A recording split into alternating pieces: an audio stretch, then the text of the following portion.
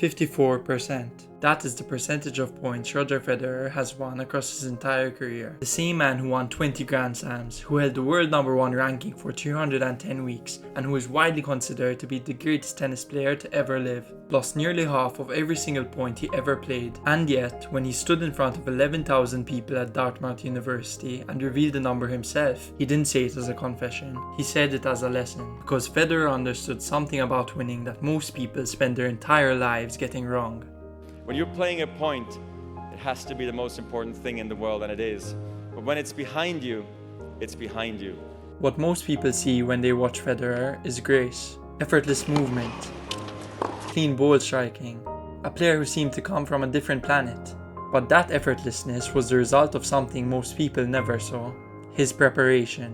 He would spend hours before a match just on his serve, not because it was broken, but because he refused to let it be anything less than perfect.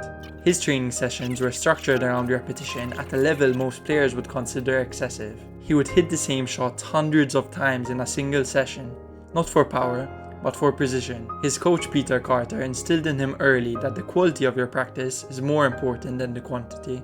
So Federer didn't just train more, he trained better. And because of this, he came to a point where thinking wasn't even necessary anymore. That's the part people always miss when they watch someone who makes something look easy. They see the result, but not the process that created it. The people in your life who seem to just get it, who make their craft look natural, they're not built differently to you.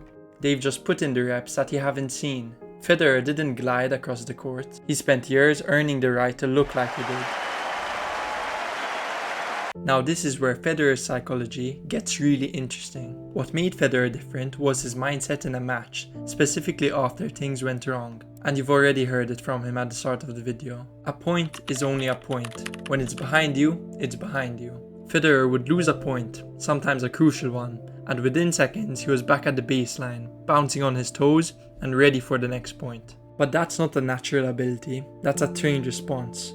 In fact, the young Federer was the complete opposite of this. He was one of the most emotionally volatile players on the tour. He let one bad moment spiral out of control. So the composure you saw in his later career wasn't something he was born with. He built it deliberately, over years, because he understood something fundamental about competition. The match is always happening now. Not in the last point, not in the last game, right now. And every second you spend living in what just happened is a second you're not giving to what's happening next. Think about how this shows up in your own life. A bad meeting, a missed opportunity, a conversation that didn't go the way you wanted. How long did you stay in it? Federer's lesson here isn't about tennis. It's about learning to close the door on what's already done and showing up fully for what's in front of you. That reset, it's a skill. And just like the various ones that Federer had, it was earned through practice, not gifted through nature. If you are ready to architect a high status mindset, you are in the right place. Subscribe and join the lab. Let's get to work.